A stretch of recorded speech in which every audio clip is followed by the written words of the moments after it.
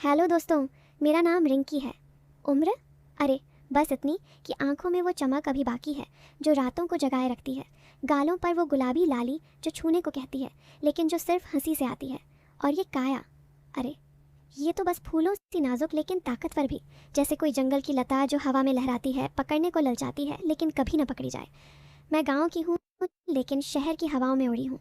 आज मैं तुम्हें अपनी कहानी सुनाऊंगी जो मेरी और अमित की है। ये कहानी ऐसी है कि रास्ते में जो भी चले थोड़ा रुक जाए। इसमें कुछ है जो आप लोग रात को सो नहीं पाओगे, लेकिन अंत तक सुनना, क्योंकि अंत तो वाह, वो तो ऐसा मोड़ लेगा कि सबकी सांसें थम जाएंगी। चलो शुरू करते हैं। सब कुछ शुरू हुआ उस शाम से जब मैं घर के आंगन में खड़ी थी।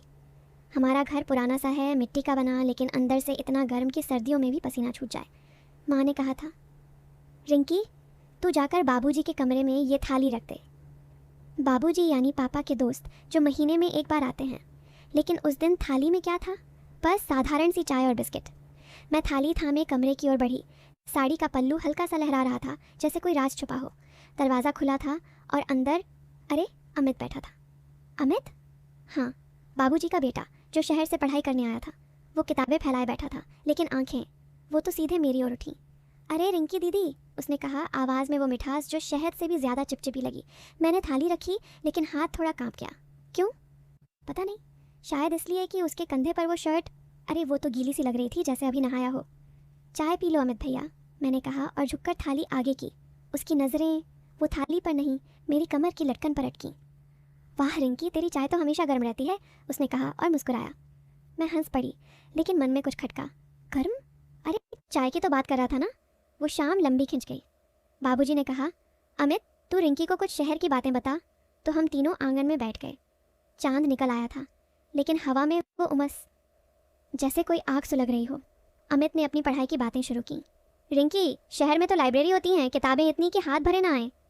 मैंने पूछा, और क्या क्या होता है वहाँ? वो हंसा, अरे रात भर जागना पड़ता है, पन्ने पलटते पलटते नींद उड़ जाती है, लेकिन सुबह हो जाए तो थकान, वो तो अलग मज़ा देती है। मैंने सिर झुकाया, लेकिन मन में सोचा, ये क्या कह रहा है? थकान का मज़ा? बाबूजी ने बीच में टोका, बेटा रिंकी को ये सब मत सिखा, ये गांव की सच्ची है। लेकिन अमित की आंखें मुझसे ना हटीं। सच्ची तो सब हैं चाचा, बस छुपाने का तरीका अलग होता है। रात गहराई लेकिन बातें न रुकीं। मैंने चाय का एक और कप बनाया और इस बार अमित ने खुद आकर लिया। उसके हाथ मेरे हाथ से छुए बस एक सेकंड के लिए, लेकिन वो स्पर्श जैसे बिजली का करंट। रिंकी तेरी उंगलियां कितनी नरम हैं, उसने धीरे से कहा। मैंने जवाब दिया, अरे रोज़ आटे गूंथती हूँ ना, वो तो सख्त हो गई। लेकिन वो हंसा, सख्त नहीं, ये तो बस सही दबाव वाली लगती हैं। मन में कुछ हिल गया। दबाव? ये क्या मतलब? अगली सुबह उठी तो मन भारी था। क्यों? शायद इसलिए कि रात भर सपने आए थे अमित के। लेकिन मैंने सोचा, छोड़ो, काम पर लग जाओ। घर में सब सो रहे थे, माँ रसोई में थी। रिंकी, आज अमित के साथ जाकर खेत देखा। बाबूजी ने कहा है कुछ नई फसल की बात करनी है। मैं तैयार हुई, साड़ी पहनी, लेकिन आज वो लाल वाली जो कमर पर अच्छे से बैठती है। अमित बाहर इंतज़ार कर रहा था साइकिल पर। चल रिंकी, मैं संभाल लूँगा। हम खेत की ओर बढ़े। रास्ता कच्चा था, धूल उड़ रही थी। साइकिल की पीछे की सीट पर बैठी मैं, उसके कंधे से सटकर। हर उछाल पर अरे वो तो लग रहा था जैसे कोई लय हो। अमित भैया धीरे चलाओ, मैंने कहा। वो मुड़ा, धीरे? लेकिन रिंकी, मज़ा तो तेज़ में है। खेत पहुँचे तो वो उतरा और हाथ बढ़ाया। मैं उतरी, लेकिन पैर फिसला। वो पकड़ लिया कमर से। बस हो गया, उसने कहा, लेकिन हाथ ना छोड़ा। तेरे बम कितनी पतली है, जैसे कोई डोर। मैं हंसकर बोली, डोर? तो मत खींचो, टूट जाएगी। वो नज़दीक आया। नहीं टूटेगी, मैं संभाल लूँगा। वो तो जैसे रुक गया। हवा में फसलें लहरा रही थीं, लेकिन हमारी सांसें तेज़। फिर वो छोड़ दिया और खेत की बातें शुरू हो गईं। ये फसल को पानी देना पड़ता है रोज़, लेकिन ज़्यादा पानी डाल दिया तो डूब जाएगी। मैंने पूछा, तो कितना? बस उतना जो भिगो दे लेकिन डुबो ना दे। शब्दों में कुछ था जो सीधा मन को छू रहा था। खेत से लौटते वक्त बारिश, अरे नहीं बारिश तो नहीं हुई, लेकिन बादल छा गए थे। साइकिल पर वापस, लेकिन अब वो मेरी पीठ को सहारा दे रहा था। घर पहुँचे तो माँ ने देखा। क्या हुआ रिंकी, चेहरा लाल क्यों है? मैंने कहा, हवा तेज़ थी माँ। अमित अंदर गया, लेकिन शाम को फिर आया। रिंकी, तू मुझे कुछ सिखा ना, गांव का कोई काम। मैंने कहा, चलो दही जमाना सिखाती हूँ। रसोई में घुस गए। दूध उबल रहा था, भाप उठ रही थी। मैंने बर्तन पकड़ा लेकिन गर्म था। उफ, मैं चिल्लाई। अमित ने तुरंत हाथ लगाया मेरे हाथ पर। दे ना, मैं पकड़ लूँगा। उसका स्पर्श गर्म लेकिन दूध से ज़्यादा। रिंकी, तेरे हाथों को ये गर्मी सूट करती है, उसने कहा। मैंने हंसकर धकेला। सूट? ये तो जल जाएंगे। दही जमाते हुए बातें हुई। दही को फेंटना पड़ता है धीरे धीरे, जब तक गाढ़ा ना हो जाए। अमित ने फेंटा लेकिन आंखें मुझ पर। गाढ़ा? हाँ, मज़ा तो उसी में है। रात को सोते वक्त मन में वही घूम रहा था। क्या ये सब बस बातें हैं या कुछ और? दिन बीतते गए लेकिन अमित का आना बढ़ गया। एक दिन बाबूजी ने कहा, अमित, रिंकी के साथ जाकर गाय का दूध निकाल लाओ। गौशाला में गए। गाय बंधी थी लेकिन वो जिद कर रही थी। अमित ने हाथ बढ़ाया लेकिन गाय ने ठोकर मारी। अरे, वो चिल्लाया। मैं हंस पड़ी। देखो, धीरे से पकड़ो। मैंने दिखाया, पकड़कर। दूध की धार तेज। अमित ने ट्राई किया लेकिन हाथ फिसला। दूध उसके कपड़ों पर गिर गया। वेट हो गया, उसने कहा। मैंने कपड़ा निकाला पोंछने को, लेकिन वो रुक गया। रिंकी, तू पोंछ, उसने कहा, आंखों में शरारत। मैंने पोंछा लेकिन छाती पर। यहाँ? मैंने पूछा। हाँ, जहाँ गर्म लगे। हंसी छूट गई लेकिन मन में आग। दूध निकाल कर लौटे लेकिन रास्ते में वो बोला, रिंकी, तू जानती है दूध निकालना आसान नहीं, दबाव लगाना पड़ता है। मैंने जवाब दिया, हाँ, लेकिन सही जगह पर। शाम को घर में सब इकट्ठे हुए। चाची आई थी जो पड़ोस की। अरे रिंकी, अमित तो तुझे घूरता रहता है। सब हंसे। अमित ने कहा, चाची, घूरना नहीं, देखना, रिंकी तो नज़ारा है। नज़ारा? क्या मतलब? रात को मैंने डायरी में लिखा लेकिन शब्द ना आए। बस एक सवाल, ये कब तक चलेगा? अब बातें गहरी होने लगीं। एक शाम आंगन में अकेले बैठे थे। बाबूजी बाहर गए थे। रिंकी, तू कभी सोचती है ज़िंदगी में क्या चाहिए? अमित ने पूछा। मैंने कहा, सादगी बस। वो नज़दीक आया। सादगी? लेकिन रिंकी, सादगी में भी तो रंग होते हैं। जैसे तेरी साड़ी, बाहर से सादी लेकिन अंदर से चमकदार। मैंने सिर झुकाया। चमकदार? अरे ये तो पुरानी है। लेकिन वो हाथ बढ़ाया, पल्लू को छुआ। पुरानी नहीं, ये तो नहीं लगती है जब तू पहनती है। स्पर्श। वो तो जैसे जलन पैदा कर रहा था। अमित भैया, ये क्या कर रहे हो? मैंने धीरे से कहा। वो मुस्कुराया। बस देख रहा हूँ तेरा ये कंधा कितना मुलायम। मैं पीछे हटी लेकिन हृदय धड़क रहा था। मुलायम? लेकिन अमित, ये सब सही नहीं। वो रुक गया।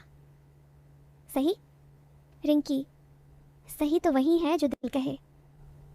रात भर नींद न आई। क्या ये या कुछ और? अगले दिन सुबह माँ ने देखा। क्या हुआ बेटी, आंखें लाल क्यों? कुछ नहीं माँ, बस रात भर किताब पढ़ी। लेकिन किताब? अमित की यादें ही किताब थीं। समय बीतता गया और हमारी मुलाकातें बढ़ीं। एक दिन घर में मेहमान आए, चचेरे भाई बहन। सब इकट्ठे हो गए लेकिन अमित भी था। रसोई में मैं खाना बना रही थी, सब्जी काट रही। अमित अंदर आया।